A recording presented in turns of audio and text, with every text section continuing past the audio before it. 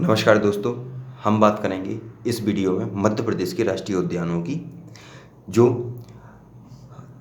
भारत के किसी भी राज्य में यदि सबसे ज़्यादा राष्ट्रीय उद्यान हैं तो वो है मध्य प्रदेश में।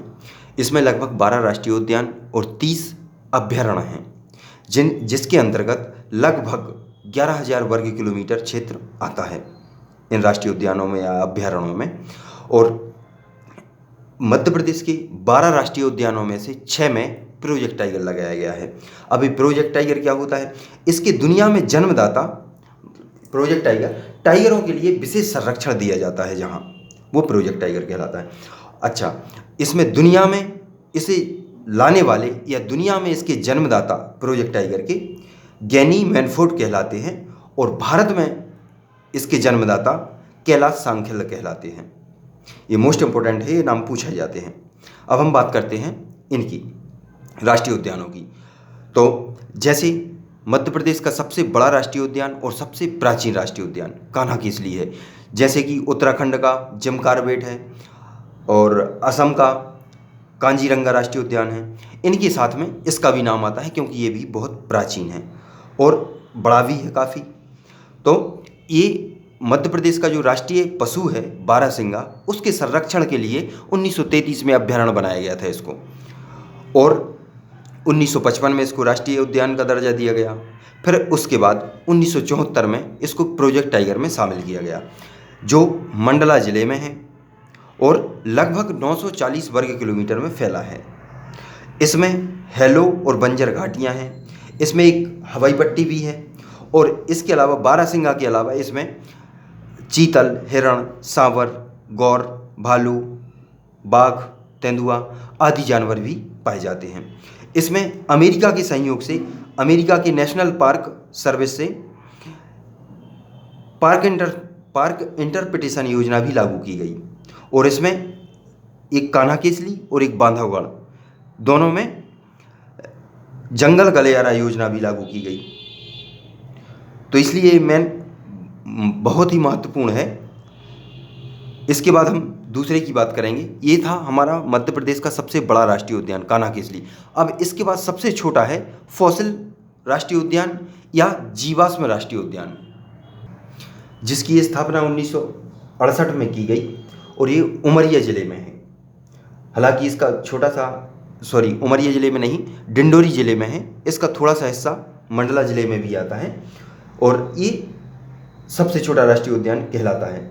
और इसका क्षेत्रफल है मात्र 0.27 वर्ग किलोमीटर इसका क्षेत्रफल है, और ये मध्य प्रदेश का सबसे छोटा राष्ट्रीय उद्यान है। इसके बाद हम बात करेंगे बांधवगढ़ राष्ट्रीय उद्यान, जो कि उमरिया जिले में 1968 में स्थापित किया गया, और यह लगभग 32 पहाड़ियों से घिरा हुआ है। और इसकी सबसे बड़ी विशेषता है कि इसमें सफ़ेद शेर पाए जाते हैं, और इसको 1993 में प्रोजेक्ट टाइगर में शामिल किया गया। अच्छा, ये प्रोजेक्ट टाइगर की हम बाद में बात करेंगे किन किन में लगाया गया है। एक उनकी ट्रैक है जिससे आप कभी भूलेंगे नहीं, वो 6 के नाम। तो इसमें 1993 में प्रोजेक्ट टाइगर में शामिल किया गया है इसको। इसमें और भी जानवर हैं सफ़ेद शेरों के अलावा, जैसे बाघ, तेंदुआ, गौर, बारहसिंगा, नीलगाय, चिंगारा, चीता आदि जानवर इसमें पाए जाते हैं। और इसमें सर्वाधिक घनत्व शेरों का वो भी है। तो ये ऐसा क्वेश्चन बनता है इसमें कि शेरों की घनत्व की दृष्टि से सर्वाधिक मात्रा किस उसमें है राष्ट्रीय उद्यान में, तो बांधवगढ़ राष्ट्रीय उद्यान, जिसमें शेरों की सर्वाधिक घनत्व मात्रा है। ठीक है। इसके बाद हम बात करेंगे माधव राष्ट्रीय उद्यान की, जो शिवपुरी जिले में है, जो 1958 में स्थापित किया गया था शिवपुरी में, और जो इसका क्षेत्रफल लगभग 337 वर्ग किलोमीटर है। इसमें भी बाघ, तेंदुआ, चीतल, बारहसिंगा, सांवर, लकड़बग्घा, चौसिंगा आदि जानवर पाए जाते हैं। और इसकी एक विशेषता है सबसे बड़ी कि इससे नेशनल हाईवे 3 गुजरता है, जो आगरा से मुंबई तक जाता है। और इसमें एक जॉर्ज काउंसिल नामक एक भवन भी है। ये इसके इम्पोर्टेंट पार्ट हैं किसके? बांधव राष्ट्रीय उद्यान की। इसके बाद हम बात करेंगे सतपुड़ा राष्ट्रीय उद्यान की। तो सतपुड़ा राष्ट्रीय उद्यान में इसकी स्थापना 1981 में की गई थी होशंगाबाद जिले में, और इसका क्षेत्रफल लगभग 525 वर्ग किलोमीटर है। और इसमें प्रोजेक्ट टाइगर भी शामिल किया गया है, और इसमें कृष्ण मृग पाया जाता है।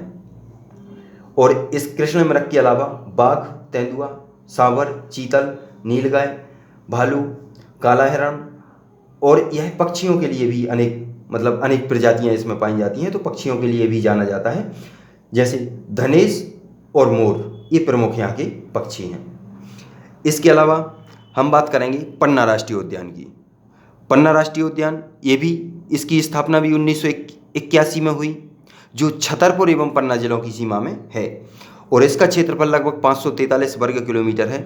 और इसकी एक विशेषता है कि इसमें रेप्टाइल पार्क है, और इसको 1994 में प्रोजेक्ट टाइगर में शामिल किया गया। और इसमें जो कैन नदी है वो लगभग इसके मध्य से गुजरती है, और इसमें शेर, तेंदुआ, नीलगाय, काला हिरण, लंगूर आदि जानवर भी पाए जाते हैं। इसके अलावा हम बात करेंगे पेंच राष्ट्रीय उद्यान की। तो इसकी स्थापना 1980 में हुई थी, जो सिवनी और छिंदवाड़ा की बॉर्डर पे है। और इसका कुछ हिस्सा नागपुर जिले में भी आता है, महाराष्ट्र के। और जो मध्य प्रदेश में इसका जो क्षेत्र है वो है 293 वर्ग किलोमीटर। इसमें इसको प्रोजेक्ट टाइगर में 1993 में शामिल किया गया है। और इसका नाम एक पेंच नदी के नाम पर, जो मैंने पिछले वीडियो में नदियां बताई थी, यहाँ एक पेंच नदी भी थी, तो उस पेंच नदी के नाम पर इसका नाम पेंच पड़ा। ठीक है। और इसमें और कई प्रकार के पक्षियों के लिए भी ये जाना जाता है। इसमें लगभग 210 प्रजाति के पक्षी पाए जाते हैं। पक्षियों के अलावा इसमें चीतल, सांवर, नीलगाय, जंगली भैंसा, बाघ आदि जानवर भी पाए जाते हैं। इसको 23 नवंबर 1992 में टाइगर रिजर्व घोषित किया गया था। इसमें 2 प्रकार के गिद्ध पाए जाते हैं, एक किंग वल्चर और दूसरा wide breath vulture. King vulture जो होते हैं,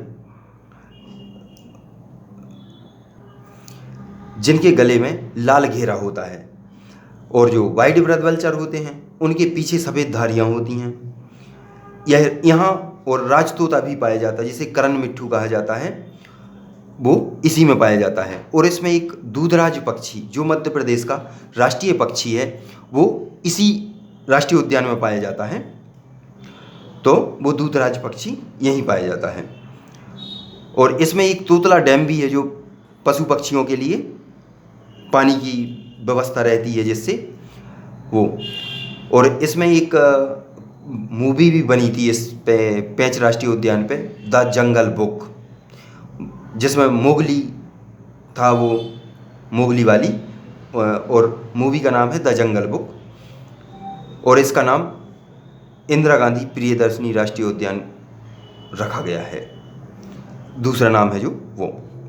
अब इसके बाद संजय राष्ट्रीय उद्यान, यह सीधी जिले में, सीधी में जितना है इसके उतना ही ये छत्तीसगढ़ में है।